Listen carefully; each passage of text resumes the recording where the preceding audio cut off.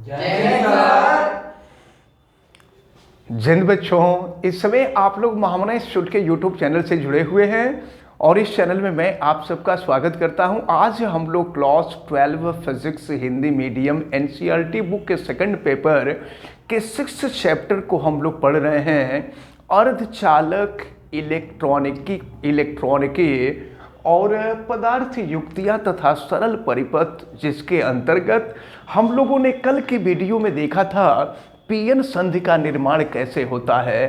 तो पीएन संधि का निर्माण हम लोगों ने देखा था और आज हम लोग देखेंगे कि पीएन संधि को परिपथ में अगर जोड़ना है तो कैसे जोड़ते हैं। तो पीएन संधि को परिपथ में जोड़ने के दो अभिनत होते हैं। अभिनत या जिसको हम कहते हैं बायस कहा जाता है।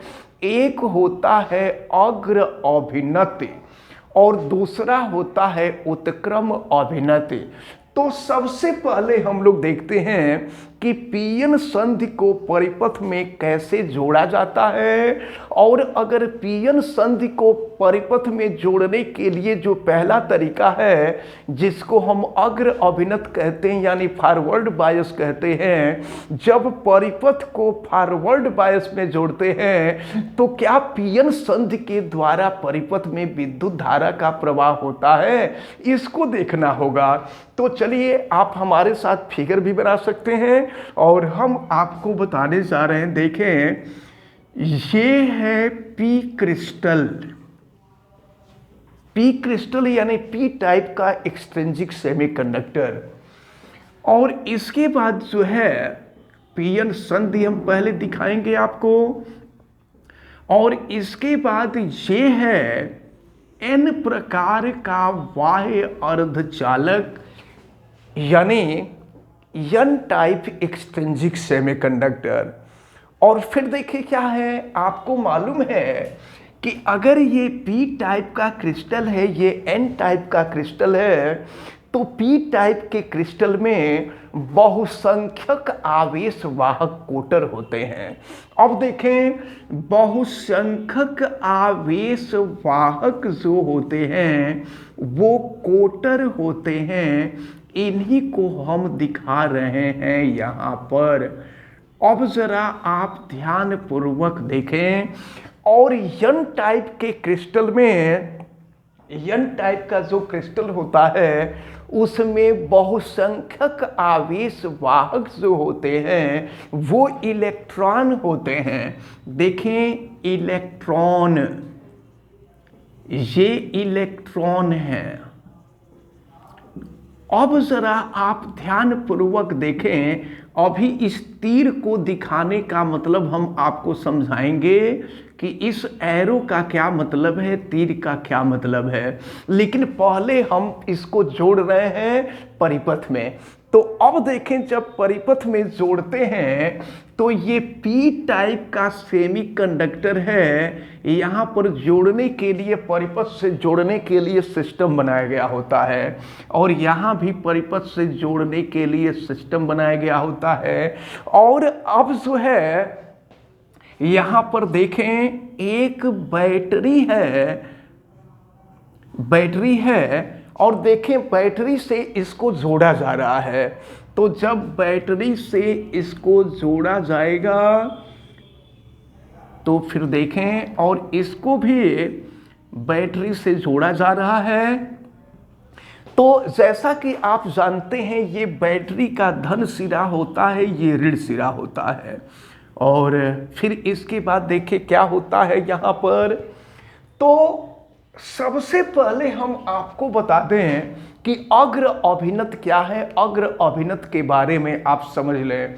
देखें, ये पी टाइप का क्रिस्टल, ये एन टाइप का क्रिस्टल, और ये है बैटरी। बैटरी का ये धन सिरा, ये ऋण सिरा। आप समझ लीजिए। आप जब पीएन जंक्शन, ये पीएन संधि है, जब पीएन संधि के पी क्रिस्टल का संबंध बैटरी के धन सिरे से और एन क्रिस्टल का संबंध बैटरी के ऋण सिरे से कर दिया जाता है, तो पीएन संधि को परिपथ में जोड़ने के इस प्रकार के क्रम को ही अग्र अभिनत कहा जाता है, फॉरवर्ड बायस कहा जाता है। इसको आप अच्छी तरह से याद रखे रहिएगा कि प्लस का संबंध प्लस से और माइनस का संबंध माइनस से होता है, तो इसको हम कहा करते हैं फॉरवर्ड बायस। ये जो है ये फॉरवर्ड बायसिंग है,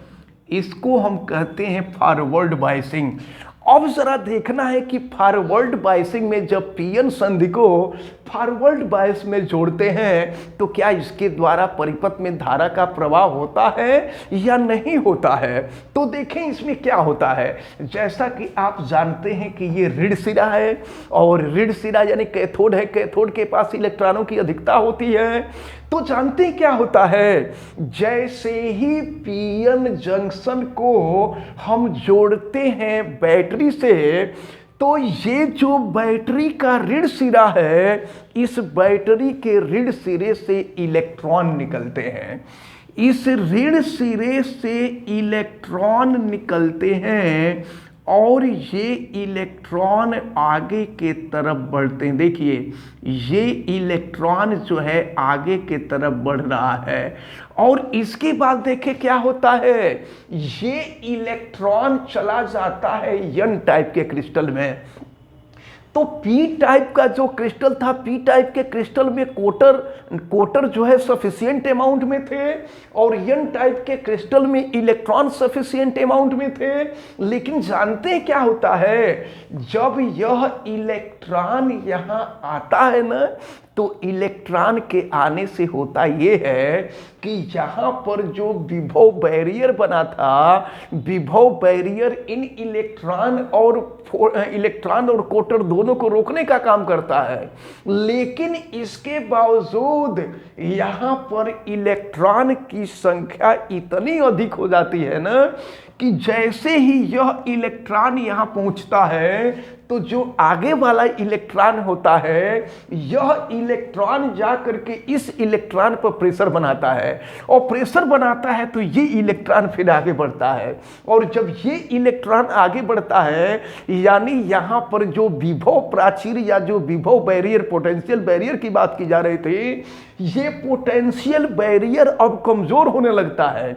तो कमजोर होने लगता है तो उसी समय क्या होता है, यहां से इलेक्ट्रॉन निकल करके आता है इधर के तरफ। और जानते हैं क्या होता है, उसी दौरान जब यहां से इलेक्ट्रॉन निकल करके इधर जा रहा था, तो आपको मालूम है कि जब इलेक्ट्रॉन अपने स्थान को छोड़ता है तो वहां कोटर का निर्माण होता है और कोटर पर धन आवेश होता है।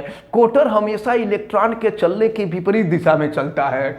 तो इलेक्ट्रॉन चलता है इधर के तरफ और उसी समय यहां एक कोटर उत्पन्न हुआ था। ये कोटर चलता है इधर के तरफ। देखिए ये कोटर इधर के तरफ आ रहा है, ये कोटर जो है यहां आ रहा है।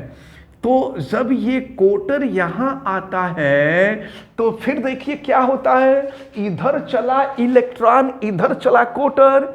तो अब यह इलेक्ट्रॉन एन टाइप के क्रिस्टल में उपस्थित इलेक्ट्रॉनों पर प्रेशर बनाता है और इधर से ये जो कोटर होता है, ये पी टाइप के सेमीकंडक्टर में उपस्थित कोटरों पर प्रेशर बनाता है। इससे क्या होता है कि एक इलेक्ट्रॉन इधर से आगे बढ़ता है और एक कोटर इधर से आगे बढ़ता है। इलेक्ट्रॉन पर ऋण आवेश होता है, कोटर पर धन आवेश होता है। इलेक्ट्रॉन कोटर, एक इलेक्ट्रॉन एक कोटर को उदासीन कर देता है और जैसे ही एक इलेक्ट्रॉन एक कोटर को उदासीन करता है ना, तुरंत यहां से एक दूसरा इलेक्ट्रॉन निकलता है और फिर ये इलेक्ट्रॉन आगे की तरफ बढ़ता है और यहां फिर कोटर उत्पन्न होता है और वो कोटर इधर की तरफ आता है।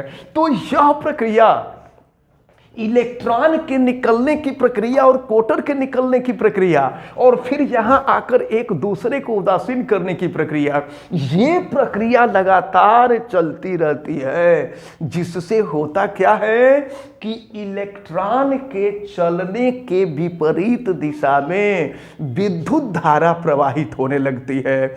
इस पूरे परिपथ में विद्युत धारा का प्रवाह होने लगता है। तो ये आप याद रखे रहिएगा कि जब पीएन संधि फॉरवर्ड बायस में होता है तो उसके द्वारा परिपथ में विद्युत धारा का प्रवाह होता है। अब इसके बाद आपको देखना होगा कि जब उत्क्रम अभिनत में होगा तो उत्क्रम अभिनत में होगा तो क्या पीएन संधि के द्वारा विद्युत धारा का प्रवाह होगा, ये देखना होगा। और फिर इसके बाद हम लोगों को देखना होगा कि पीएन जंक्शन का उपयोग, पीएन संधि का उपयोग कैसे हम अर्ध तरंग दिष्टकारी की भांति, यानी प्रत्यावर्ती धारा को अर्ध तरंग की दिष्ट धारा में पीएन जंक्शन कैसे परिवर्तित करता है।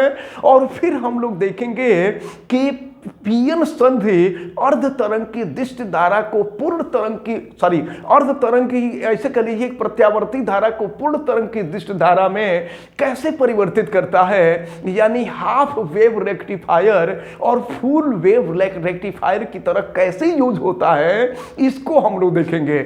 यानी कहने का मतलब हमारा यह है कि पीएन संधि कैसे एसी को डीसी में कन्वर्ट कर देता है, यह भी हम लोगों को देखना है। और इसके बाद फिर ट्रांजिस्टर, ये जो अर्धचालक होते हैं, सेमीकंडक्टर होते हैं, ये सेमीकंडक्टर आपस में मिलने के बाद कैसे ये जो है कैसे ट्रांजिस्टर का निर्माण करते हैं। और इसके बाद इसी में देखिए पीएन संधि से ही रिलेटेड कुछ और इंपॉर्टेंट चीजें हैं, जैसे एक एवलांस भंजन होता है, एवलांस ब्रेकडाउन, ये आपसे हमेशा पूछा जाता है। इसके साथ साथ कुछ और इंपॉर्टेंट टर्म होते हैं, जैसा कि अभी हमने आपको बताया कि कैसे अर्ध तरंग दृष्टिकारी की भांति उपयोग, पूर्ण तरंग दृष्टिकारी की भांति उपयोग होता है। फिर इसी में हम लोगों को एलईडी के बारे में पढ़ना है, एलईडी भी आपके सिलेबस में है। और फिर इसके बाद जो है आपसे पूछा जाता है फोटो डायोड क्या है, ये सोलर सेल जो होता है, सोलर सेल कैसे काम करता है। फिर जेनर डायोड है, जेनर डायोड के बारे में आपसे पूछा जाता है।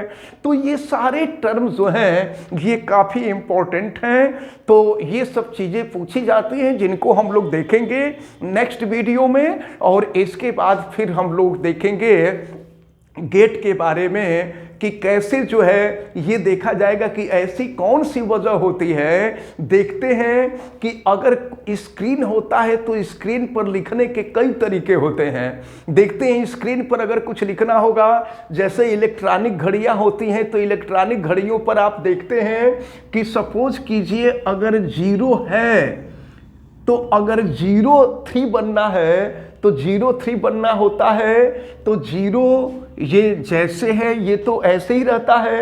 अब कैसे 3 में परिवर्तित होता है, तो 3 में परिवर्तित होने के लिए बीच में एक लाइन खींच जाती है और फिर इधर से ये खत्म हो जाता है, तो जा करके ये 3 बन जाता है।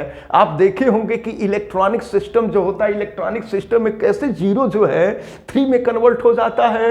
और आप देखे होंगे कि एक स्क्रीन की व्यवस्था ये होती है कि बसों पर देखे होंगे, ट्रेनों में देखे होंगे, किसी ट्रेन का नाम होता है, स्क्रीन चलता जाता है और उस पर लिखता जाता है। तो ये अलग अलग सिस्टम होते हैं। ये सब कैसे होते हैं, ये सब गेट की ही वजह से होता है। लेकिन ऐसा कौन सा सिस्टम अपनाया जाता है जिससे नंबर इस तरह के होते हैं, ये डिजिटल मेथड जो कहलाता है। ये डिजिटल मेथड कैसे हो जाता है और जो स्क्रीनिंग मेथड होता है वो कैसे होता है, इन सब का अध्ययन हम लोगों को करना है, जिसको हम लोग नेक्स्ट वीडियो में देखेंगे। फिलहाल आप सभी लोगों को ये अग्र अभिनत समझ में आ गया है? तो हमें उम्मीद है कि जो लोग वीडियो देख रहे हैं इनको भी ये सारी बातें अच्छी तरह से समझ में आ जाएंगी। और आप वीडियो को लाइक ज़रूर कीजिएगा। अगर आप चैनल पे नए हैं तो चैनल को सब्सक्राइब भी कर लीजिएगा, बेल आइकन को भी प्रेस कीजिएगा। और अगर किसी प्रकार की कोई दिक्कत समझ में आएगी तो आप हमें कमेंट करके बताइएगा भी। और वीडियो को मैक्सिमम स्टूडेंट तक शेयर जरूर कीजिएगा। आप सभी लोगों का बहुत बहुत धन्यवाद। जय हिंद। Thank you sir.